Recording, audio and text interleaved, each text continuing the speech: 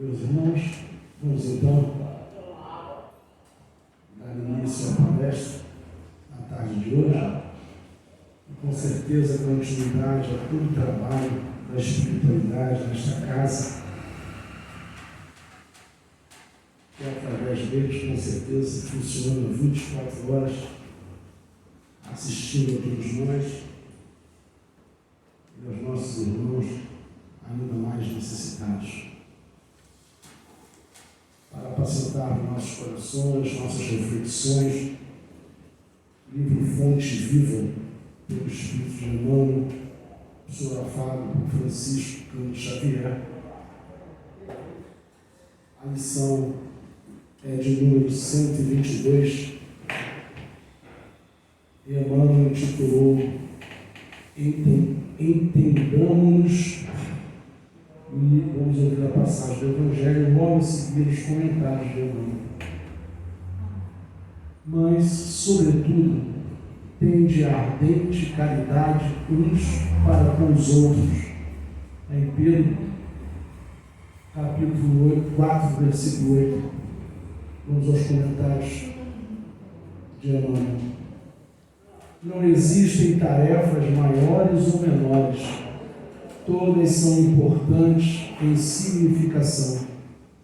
Um homem será respeitado pelas leis que implanta, outro será admirado pelos feitos que realiza, mas o legislador e o herói não alcançariam a evidência em que se destacam sem o trabalho humilde do lavrador que semeia o campo e sem o esforço apagado do varredor que contribui para a higiene da via pública. Não te isoles, pois no orgulho com que te presumes superior aos demais, a comunidade é um conjunto de serviço gerando a riqueza da experiência. E não podemos esquecer que a harmonia dessa máquina viva depende de nós.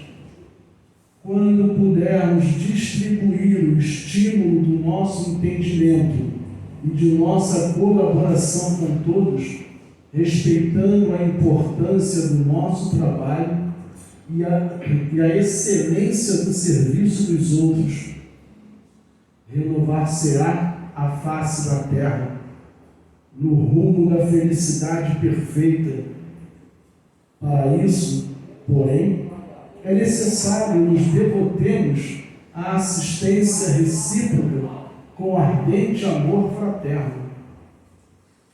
Amemos a nossa posição na ordem social, por mais singela ou rudimentar, emprestando ao bem, ao progresso e à educação as nossas melhores forças. Seremos compreendidos na medida de nossa compreensão. Vejamos nosso próximo no esforço que depende e o próximo identificar-nos-á mais nas tarefas a que nos dedicamos. Estendamos nossos braços aos seres que nos cercam e eles nos responderão com o melhor que possuem. O capital mais precioso da vida é o da boa vontade. Ponhamo-lo em movimento e a nossa existência estará enriquecida de bênçãos e alegrias, hoje e sempre, onde estivermos. O livro é Fonte Viva, a lição é 122. Vamos à nossa prece. Mestre amado, divino amigo, mais uma vez, Senhor, sempre agradecidos pela oportunidade do encontro contigo, pela oportunidade, Mestre, de adentrarmos a tua casa, sentarmos nesses bancos e ouvirmos, Jesus, aquilo que foi programado para a tarde de hoje. Mestre querido, te agradecemos imensamente e te rogamos, Senhor, as tuas bênçãos, o teu amparo, a sua proteção. Mestre querido, e que o nosso irmão que me fará uso da palavra da tarde de hoje, que ele também, mestre querido, seja abençoado por ti, que ele possa trazer até nós, até cada coração, as tuas mensagens.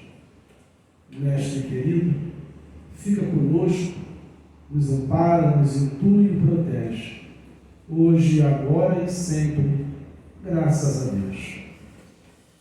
As nossas melhores vibrações para o nosso querido irmão Arthur.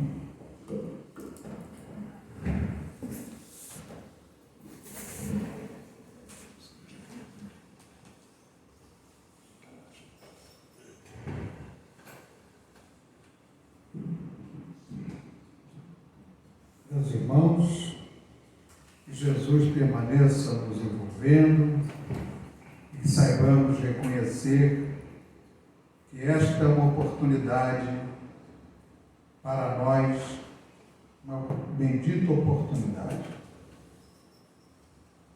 A leitura inicial nos leva a pensar em todos que estão à nossa volta. Podemos agora executar justamente isso, pensar. Possamos pensar em Deus, pensar no Mestre Jesus, que sempre acorre ao nosso chamado, pensar nos nossos amores, naqueles que gostamos de encontrar e abraçar e conversar. Pensemos em todos aqueles com quem convivemos, aqueles por quem passamos nas ruas, antes de virmos para cá. Consideremos esse contexto de que estamos todos convivendo num mesmo ambiente, num mesmo mundo, numa mesma condição, sendo todos nós espíritos eternos, imortais. Viveremos sempre. E que, eventualmente, ingressamos na matéria do corpo de carne para o exercício de experiências indispensáveis à nossa evolução espiritual. Quem somos nós? O que somos nós? De onde viemos? Para onde vamos? A doutrina espírita nos convida sempre a reflexões, permanentes reflexões e ações que visam a corrigir os nossos pensamentos e as nossas ações. Nosso tema de hoje é dos mais importantes, porque Kardec até estabelece como lema da doutrina que fora da caridade não há salvação. Não se pode almejar felicidade, bem-estar, não se pode fazer o bem, não se pode produzir o melhor, se não tivermos o sentimento da caridade. A caridade é o amor em ação. A caridade é renúncia, é desprendimento. A caridade é dedicação, é responsabilidade, é esforço permanente. E a caridade pode ser vista do ponto de vista material e ou do ponto de vista moral. Do ponto de vista material, é a entrega àquele que esteja precisando de um auxílio material. Mas vejamos, existe a beneficência e a caridade. A beneficência pura e simplesmente é o beneficiamento, a entrega de um objeto, a entrega de um prato de comida, a entrega, o auxílio material de qualquer natureza, o empréstimo de recursos financeiros, tudo isso é material e é beneficência. Mas a beneficência, quando feita desinteressadamente e por amor, com o objetivo de socorrer, de amparar, ela pode ser compreendida como caridade. Mas é caridade material, que é mais fácil. Temos a caridade moral, que é mais difícil. Mas para não ficar falando sem melhor enriquecer os nossos pensamentos, vamos pegar um primeiro parágrafo da lição número 9 do capítulo 13 do Evangelho segundo o Espiritismo, que é uma comunicação do Espírito Irmã Rosália, que foi dada em Paris em 1860. E ela diz o seguinte: amemo-nos uns aos outros e façamos aos outros o que quereríamos nos fizessem eles. Toda a religião, toda a moral se acham encerradas nestes dois preceitos. Se fossem observados neste mundo, todos seríeis felizes, não mais aí ódios nem ressentimentos. Direi ainda, não mais pobreza, porquanto do supérfluo da mesa de cada rico, muitos pobres se alimentariam, e não mais veríeis nos quarteirões sombrios onde habitei durante minha última encarnação, pobres mulheres arrastando consigo miseráveis crianças a quem tudo faltava. Então, em torno disto é que nós devemos refletir agora. É um quadro semelhante ao que nós temos presenciado no dia a dia. Nós que vivemos na cidade grande, e agora todas são um pouco grandes, né? Mas nós vemos uma população bastante grande em relação aos recursos que são produzidos naquele ambiente. Uma cidade como o Rio de Janeiro, cerca de 6 a 7 milhões de habitantes, vamos ficar com um número menor, 6 milhões, arredondando. É muita gente num espaço tão pequeno. E essa gente toda tem que produzir, e essa gente toda consome. Bom, alguns conseguem mais benefícios, mais sucesso, são mais ativos, são mais organizados. Outros, além de não terem tais predicados, podem também ter sido colocados numa situação em que nunca tiveram alguma oportunidade. Resultado, nós vemos uma muito numerosa população em ambientes de muita pobreza. Então, o que esse espírito encontrou em sua última encarnação? Encontrou pobreza. E a pobreza é que normalmente nos leva à beneficência. Que nós não queremos ficar no campo da beneficência, nós queremos alcançar o patamar caridade. Porque caridade é um mérito acima, é um mérito a mais. E como diz Kardec, fora da caridade não há salvação. Ele diz isso baseado em tudo que Jesus nos ensina. O que Jesus nos ensina, conforme essa conclusão de Kardec, é que nós devemos ser caridosos. Fora disso, nós não vamos conseguir alcançar um nível de consciência, de vibração, de amor que nos dê o direito de vivenciarmos em mundos felizes, ou transformar o nosso mundo num mundo feliz. Porque nós não precisamos imaginar a possibilidade de desencarnar na Terra e sermos levados para um mundo mais avançado, como muitas vezes nós pensamos. Podemos pensar, sim, em transformar o local em que vivemos. Mas sem pensar nessa questão material, vamos considerar outros aspectos que são muito importantes. E ela destaca: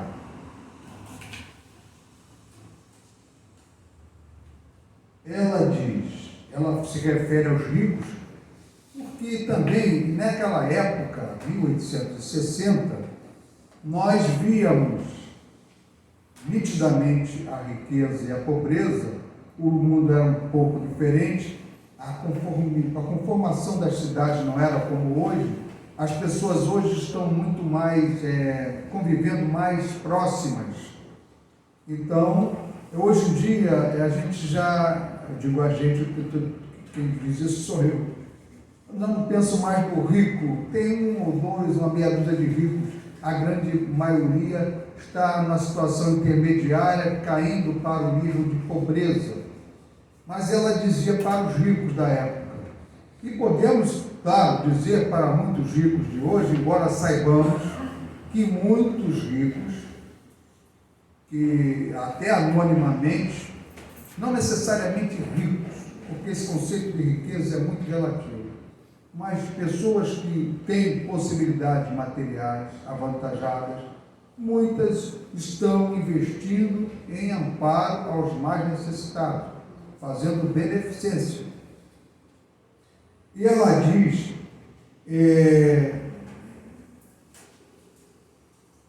dai para que Deus um dia vos retribua o bem que houverdes feito. Ela ainda está apelando para o nosso sentido um tanto materialista de dar para receber alguma coisa em troca, porque é assim que até hoje ainda pensamos em alguns momentos. E ela acrescenta, e essa parte que é interessante, para que tenhais, ao sairdes do vosso invólucro terreno, ou seja, quando desencarnar, quando deixar o corpo físico, um cortejo de espíritos agradecidos a receber-vos no limiar de um mundo mais ditoso, mais feliz. Então a gente sabe que o ambiente material é um ambiente, vamos dizer, ele é o contrário do ambiente espiritual. A natureza do espírito é viver no ambiente espiritual, a verdadeira vida é a vida espiritual. Nós, de vez em quando, saímos da vida espiritual e entramos na vida material. Enquanto estamos aqui, estamos comprimidos. Em alguns momentos, os espíritos nos dizem que é como se nós estivéssemos usando um escafandro. Aquela roupagem, aquela indumentária pesada que o mergulhador usa para fazer trabalho no fundo do mar, uma espécie de um capacete, uma coisa bem fechada, para que ele possa estar submetido a pressões de profundidade, pressões muito intensas, e respirar. Então, é como se estivesse dentro de um envoltório pesado, como um escafandro, o corpo físico. Então, quando nós voltamos para a vida espiritual, nós pensamos logo, deixamos aquela vida, aquele fardo pesado que é o corpo, e agora estamos numa vida feliz, num mundo ditoso, como diz ela, um mundo feliz. Será? Primeiro, precisamos considerar que a nossa felicidade, nosso bem-estar, futuramente, depende do hoje, depende do que estamos fazendo hoje, dessa nossa preparação. Como hoje estamos colhendo o que plantamos no passado. Mas imaginemos nós chegarmos ao mundo espiritual e lá encontrarmos as pessoas simpáticas, amigas, e que vêm nos acolher fraternalmente. Porque a morte até hoje é algo que nós tememos. Ninguém quer morrer. Isso já é até instintivo. Entretanto, o medo de encontrar do outro lado alguma coisa que a gente não sabe o que é, por mais que a gente seja espírita, tenha lido tudo do André Luiz, tenha ouvido a Joana de Ângeles falar, o Emmanuel, o Divaldo Franco, conheceu o Chico Xavier, abraçou o Chico Xavier e agora vai para a vida espiritual. A gente ainda sabe que não sabe o que vai encontrar. Porque aqui a gente tem uma noção muito limitada do que vamos encontrar do outro lado. Muitos de nós acreditamos que vamos ser felizes lá. E precisamos entender que antes de encontrar equilíbrio, paz de consciência, tranquilidade, calma, nós vamos passar por um momento um tanto tormentoso. Em geral, todos nós passamos por isso. Agora imaginemos nós chegarmos na espiritualidade e sermos recebidos por uma comitiva. Já pensou? Mas que coisa interessante! Como seria bom nós chegarmos a um local desconhecido, apreensivos, na dúvida, preocupados, e quando chegamos somos bem acolhidos. Plantando agora, seria uma felicidade muito grande. Já não temos mais tanto medo assim de desencarnar. E ela diz de outra forma: se pudesses saber da alegria que experimentei ao encontrar no além aqueles a quem na minha última existência me fora dado servir. E ela diz que teve uma surpresa agradabilíssima. Então cheguei do outro lado, foi uma beleza, todo mundo amigo, todo mundo me recebendo afetuosamente. Por quê? Porque eu, enquanto estava na Terra, eu atuei beneficiando, aceitando, acolhendo. É preciso, então, que nós comecemos a perceber a importância desse fora da caridade não há salvação. E ela citou caridade material, mas ela vai falar mais. Nós fomos pegando os trechinhos. E ela prossegue dizendo que quando nós encontramos uma dessas pessoas que a gente tinha na tela mental quando nós começamos a conversar, aquele companheiro que aparece ali na rua, que sempre pede os R$2 do almoço no restaurante popular, aquele irmão que chega ali e pede uma garrafa d'água e às vezes ele não está muito equilibrado e ele não é muito, assim, muito humilde ao pedir, e ele pede já de uma forma um tanto impositiva, e como se não fosse impositivo nós fazemos o bem. Esse companheiro pode ser alguém que nós conhecemos do passado. Nós passamos por ele na rua e não vimos. E veio nos pedir, nós repelimos. E ela diz assim: já sabeis agora que, repelindo um desgraçado, estareis, quiçá, afastando de vós um irmão, um pai, um amigo vosso de outrora. Se assim for, de que desespero não vos sentireis presa ao conhecê-lo no mundo dos espíritos. Quando chega lá do outro lado, a gente encontra aquela pessoa e nós temos um caso que é o que eu lembrei no livro Nosso Lar. Todo mundo, a maioria das pessoas já conhece. O André Luiz era um médico, desencarnou, passou experiências e quando chegou lá, ele foi acolhido num ambiente espiritual denominado Nosso Lar. E ele então começa a narrar toda essa experiência, trazendo uma série de ensinamentos.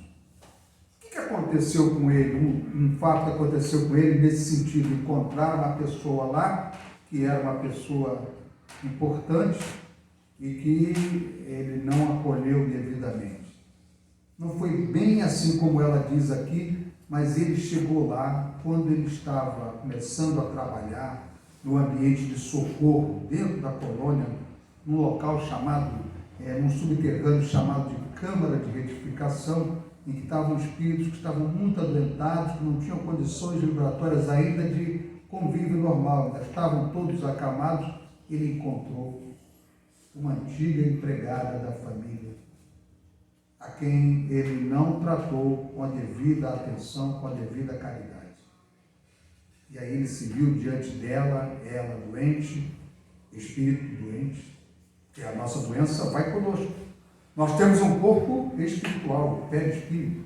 A doença do corpo é quase todas as vezes efeito da doença do corpo espiritual. Mas todo o mal que praticamos aqui também no corpo material, levamos para o corpo espiritual, além das marcas morais.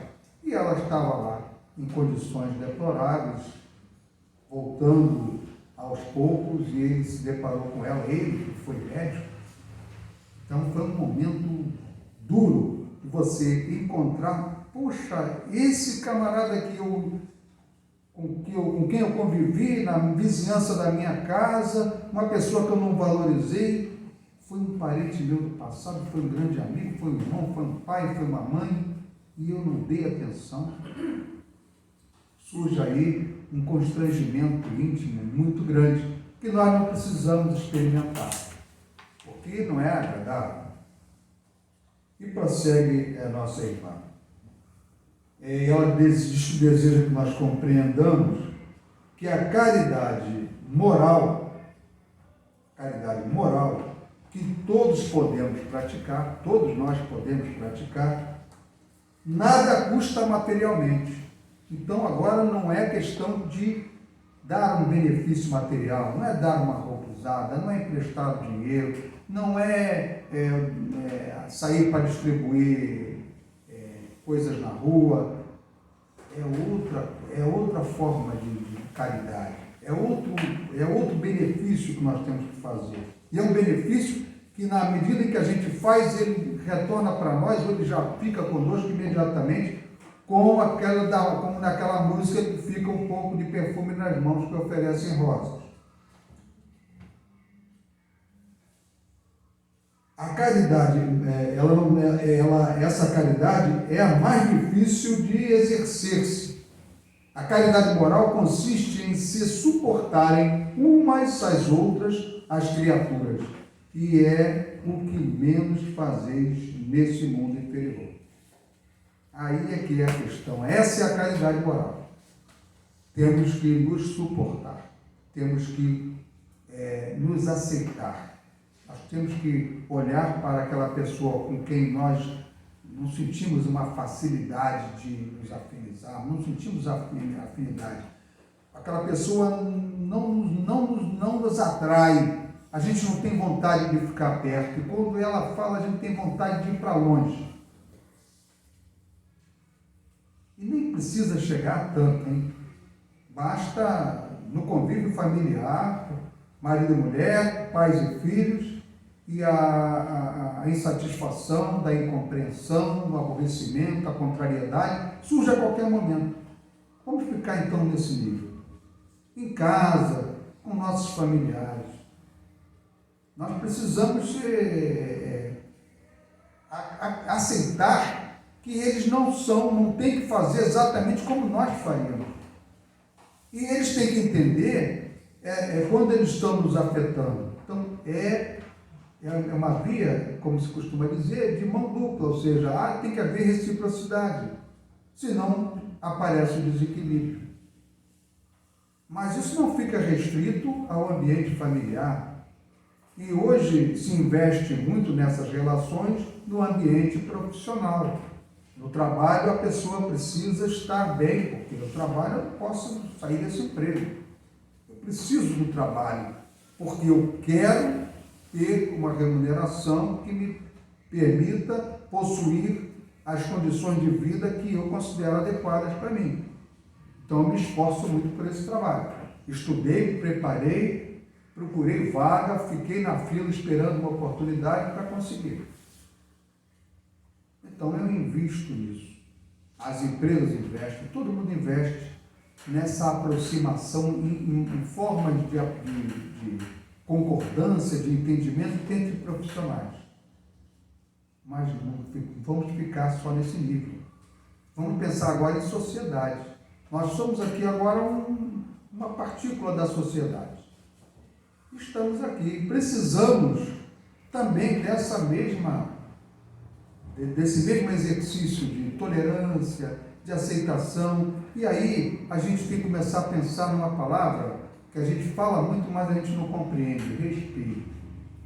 O respeito é algo que a gente tem que aprender, e ele vai se desenvolvendo. Quanto mais você compreende o próximo, quanto mais você compreende a vida, quanto mais você se conhece, reconhece suas imperfeições, melhores condições você tem de respeitar a situação do próximo.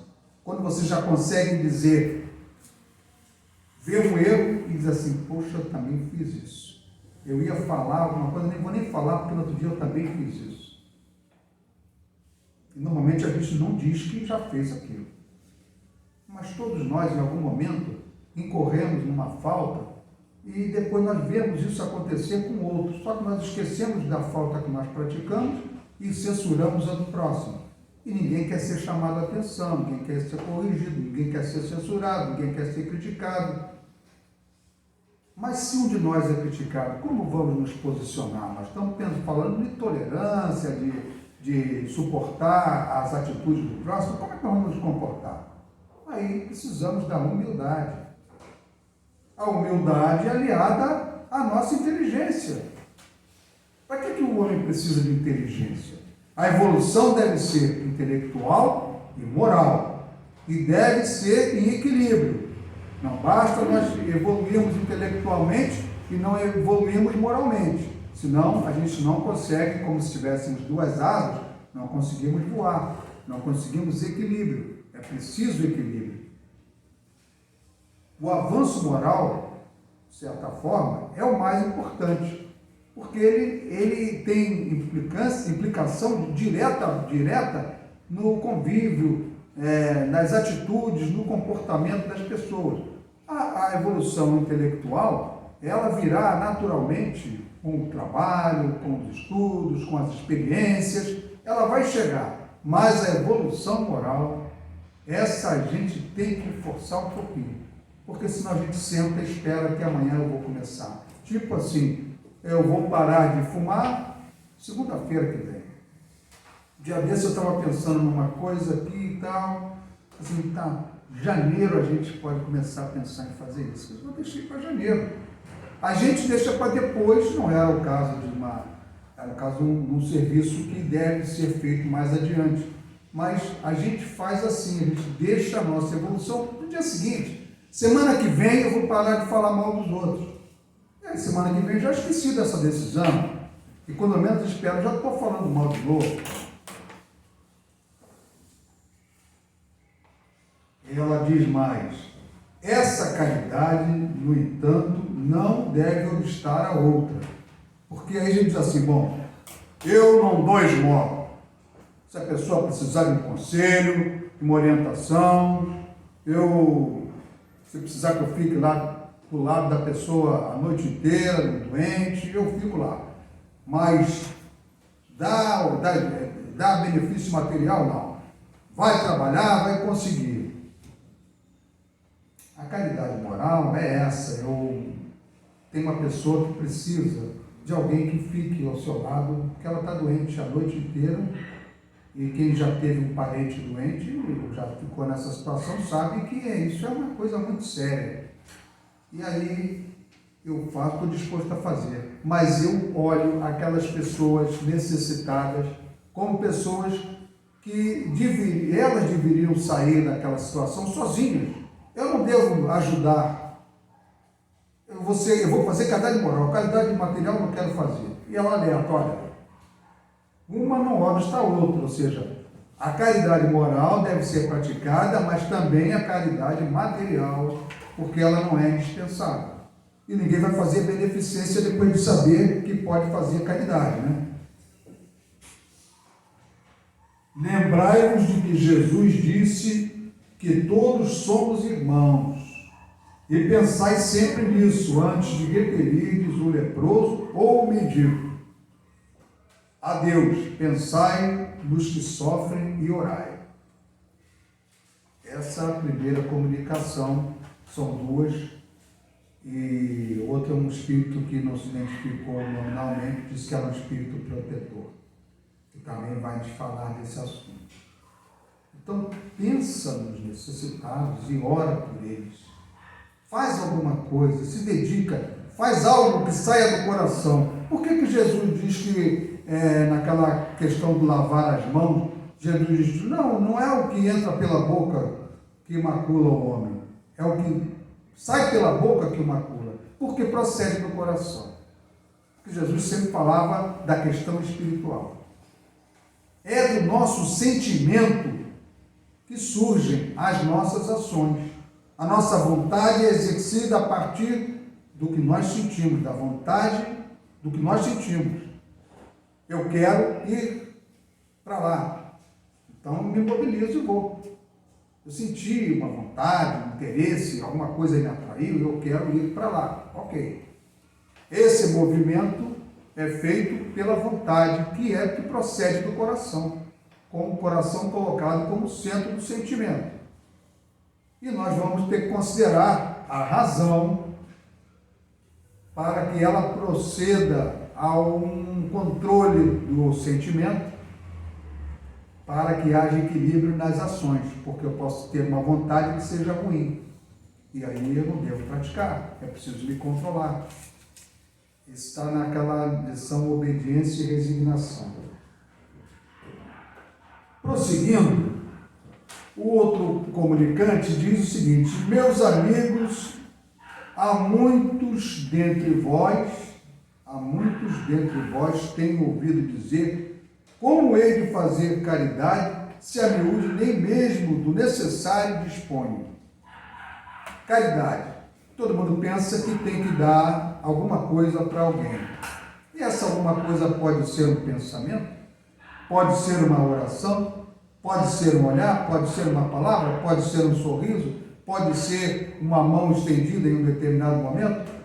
Hoje, numa partida de futebol, o jogador estava sentado no chão depois de uma queda e ele estendeu a mão para que o outro o auxiliasse a levantar.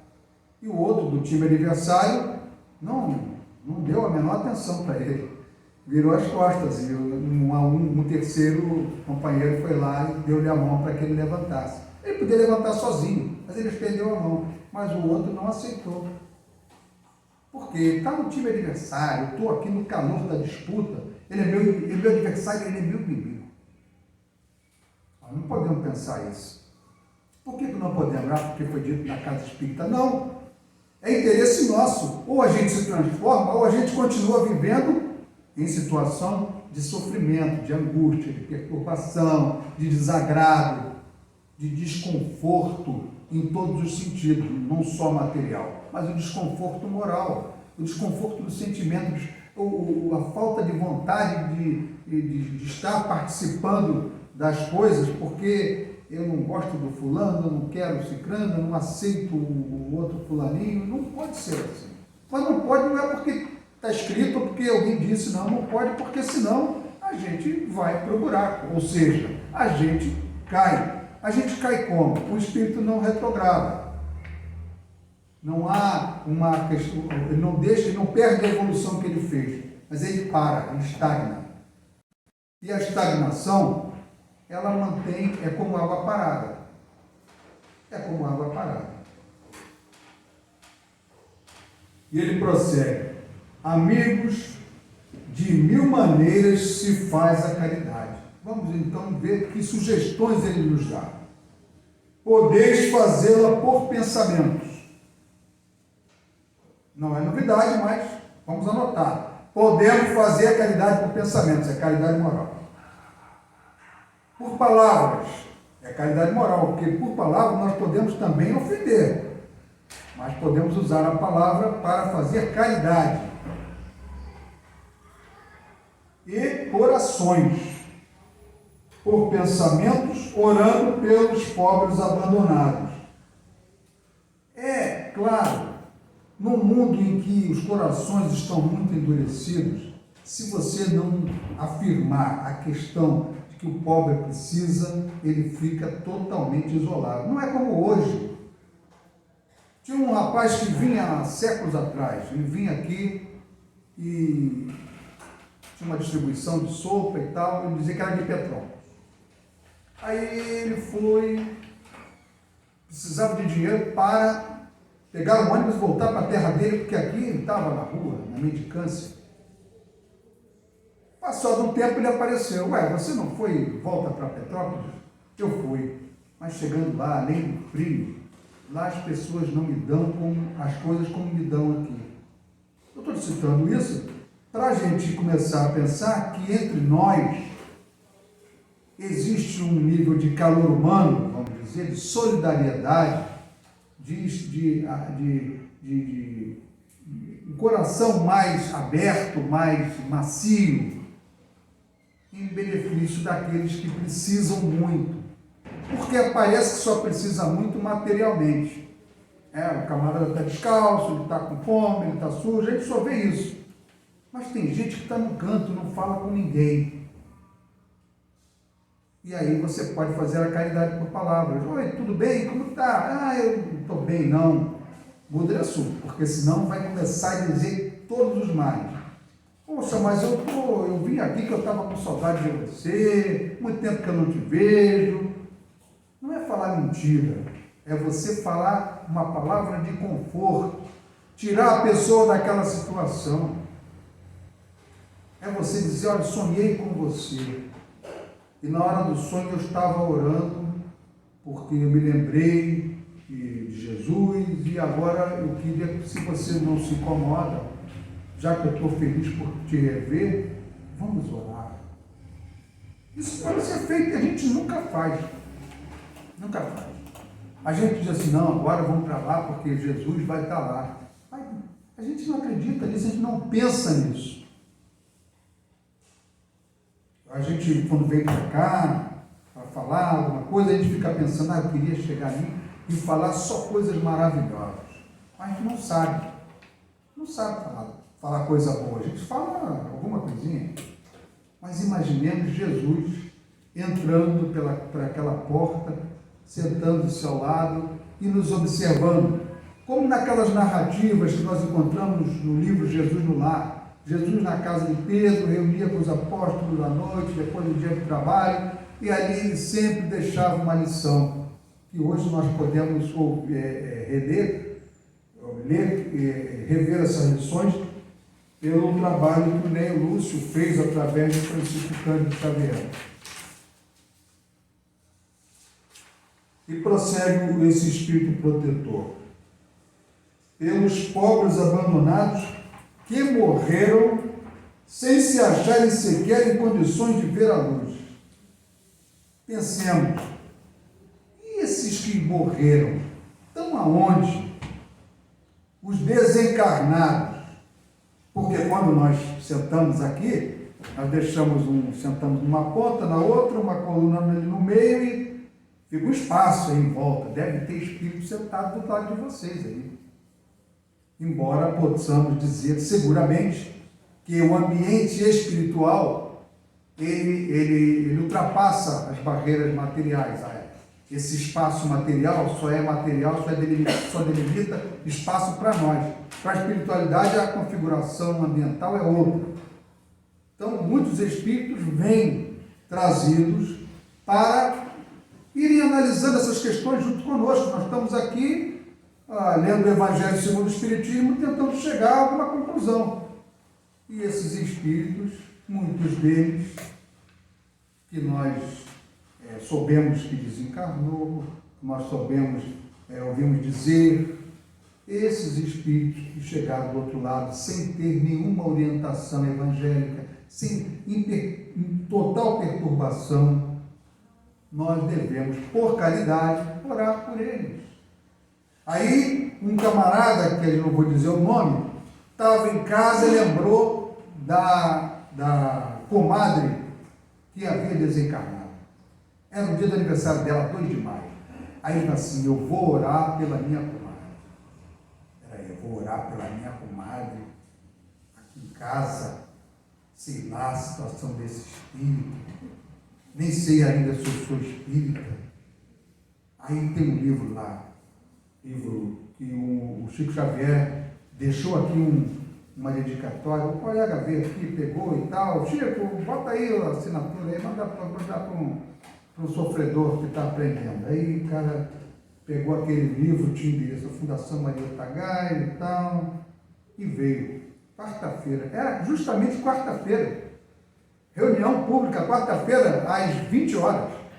E aí o camarada chegou, foi recebido ali na porta e tal, sentou e veio fazer a prece. Aí disse, primeiro, eu estava em casa, eu pensei em orar pelos desencarnados, mas aí eu achei melhor vir para o centro espírita.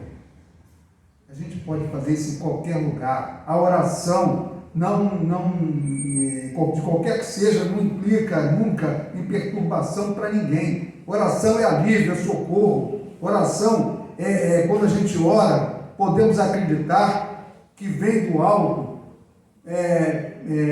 substâncias fluídicas que recaem sobre nós. Na medida que quanto mais intensa for essa nossa comunicação, essa nossa ligação com o alto, com Deus, com Jesus, com os amigos espirituais, maior é o benefício, melhores são melhor é a qualidade desses fluidos que caem sobre nós. Em alguns momentos, André Luiz narra no livro Nosso Lar e em outros livros da série, como que pétalas luminosas caindo sobre os doentes na hora da oração. Isso tem no Nosso Lar. Tem a hora da prece em Nosso Lar, todo dia. Agora para tudo que é a hora da prece. E aí lá para os doentes vem a oração e o passe magnético. E para nós, os demais do ambiente, recolhemos todos os benefícios da oração. A oração feita pelo governador geral. E agora aqui nós podemos imaginar a importância de nós fazermos diariamente, pelo menos uma vez, um momento da prece em nosso lar, em nossa casa, no ambiente em que estejamos, no nosso trabalho. Como fazemos aqui? Aqui fazemos prece todo dia. Aí chega em casa, hoje não estou lá, não vou fazer prece. Não tenho tempo para isso. Eu tenho que resolver questões materiais. Eu tenho que ver o que é primordial para a minha vida. Primordial é você dividir o tempo com as questões materiais e as questões espirituais. Mais um trechinho. E ele diz que uma prece feita de coração os alivia a situação de dificuldade dos espíritos. Por palavras, podemos ajudar assim, dando aos vossos companheiros de todos os dias alguns bons conselhos. Aquelas pessoas que convivem conosco, vamos falar coisa boa para os outros ouvirem. Dizendo aos que o desespero, as privações, azedaram o ânimo e levaram a blasfemar o nome do Altíssimo, ele diz assim: eu era como sois, sofria, sentia-me desgraçado, mas acreditei no Espiritismo e veja agora sou feliz. Essa é uma ideia que ele sugere. E o Espiritismo não é a salvação, tá? É bem importante lembrar isso. Nunca na doutrina espírita vai se dizer que o Espiritismo é a salvação. Fora da caridade não há salvação, ok? Isso é outra coisa. Agora, a salvação de cada um é promovida por cada um, por si próprio. Cada um de nós vamos fazer a nossa própria evolução. Os outros nos ajudam, mas sem a nossa parte, sem o nosso esforço, sem o nosso trabalho pessoal, nada muda. Pode botar o mundo inteiro em torno de nós, orando, dando as mãos, fazendo tudo, que se a gente não fizer a nossa parte, a gente continua no mesmo nível. Continua também companheiro do sofrimento. Mais um pouquinho. Ele lembra aqui de uma coisa muito importante. Deus usa de justiça igual para com todos nós. Lembrai-vos dos obreiros da última hora. Aquela da parábola dos obreiros da última hora, que alguns foram chamados para trabalhar desde cedo. O chefe do trabalho passou e chamou: vamos embora, vamos trabalhar. Passou de novo, tinha outros lá: vamos trabalhar também, até os da última hora. Vocês ainda estão por aí sentados? Ninguém chamou a gente, então vem para cá, vamos trabalhar. Para todos que foram chamados até os da última hora, receberam tudo o que precisavam e que deviam e mereciam receber. Nós precisamos fazer por merecer. As crianças, a elas, já viciadas pelas companhias de que se cercaram e que vão pelo mundo prestes a sucumbir às más tentações, dizei: nós temos um problema sério com essas crianças. Nós sabemos disso. Nosso neto, nosso filho, está bem, está feliz, está bonito, está estudando bem, está com a barriguinha cheia, está seguro conosco, mas tem um monte de crianças, totalmente desassistidas no nosso caminho. A gente sai daqui, vai para casa, vai encontrar. E ele diz que essas crianças já estão numa situação difícil, né? E ele diz assim: dizei, Deus vos vê, meus caros pequenos, e não vos canseis de lhes repetir essas brandas palavras. Elas acabarão por lhes germinar nas inteligências infantis, e em vez de vagabundos, fareis deles homens. Também isso é caridade. Ele ainda diz mais alguma coisa, mas nosso tempo já não nos permite prosseguir. Agora nós devemos dizer para os pequeninos: Deus vos vê, meus caros pequenos. Ele só diz isso, uma sugestão de frase muito pequena: Deus vos vê. E as crianças não avaliam bem o sofrimento delas, não. Elas encaram aquele sofrimento com uma relativa naturalidade.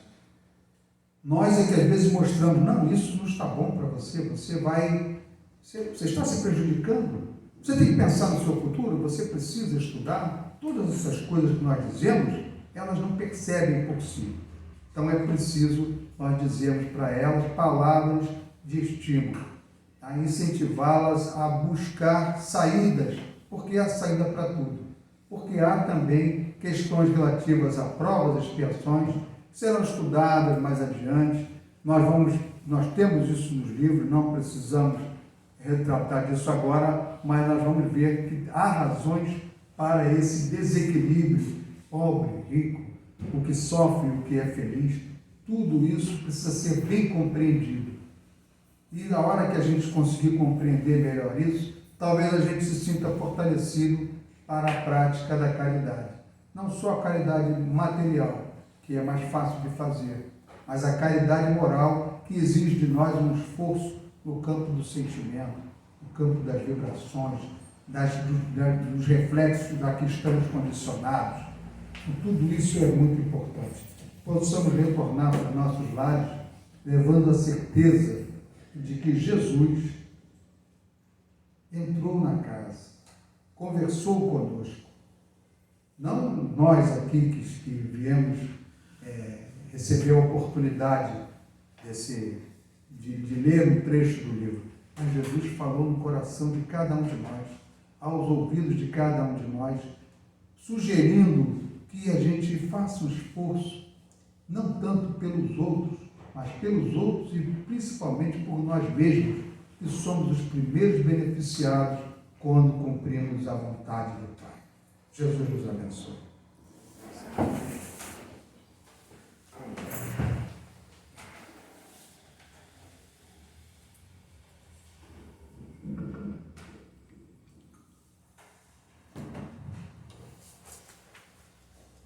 Os irmãos, vamos então na nossa prece, para encerrarmos a primeira parte do trabalho, levando os nossos pensamentos ao alto. Mais uma vez, Mestre querido, te agradecemos imensamente pela oportunidade do encontro, pela oportunidade de estarmos em tua casa, casa de Marieta Gaio, e com a certeza, Mestre querido, da tua presença amiga entre nós, através dos teus mentores de luz e de amor. Nós só temos, Mestre querido, te agradecer. Muito obrigado, Mestre, por tudo. Muito obrigado, Jesus, pela tarde, por mais estes ensinamentos, que possamos, Mestre querido, levar tudo isso aos nossos lares, ao nosso dia a dia, a cada instante do nosso caminhar. Mestre querido, fica conosco, nos abençoa, ampara, intui e protege. Hoje, agora e sempre. Graças a Deus.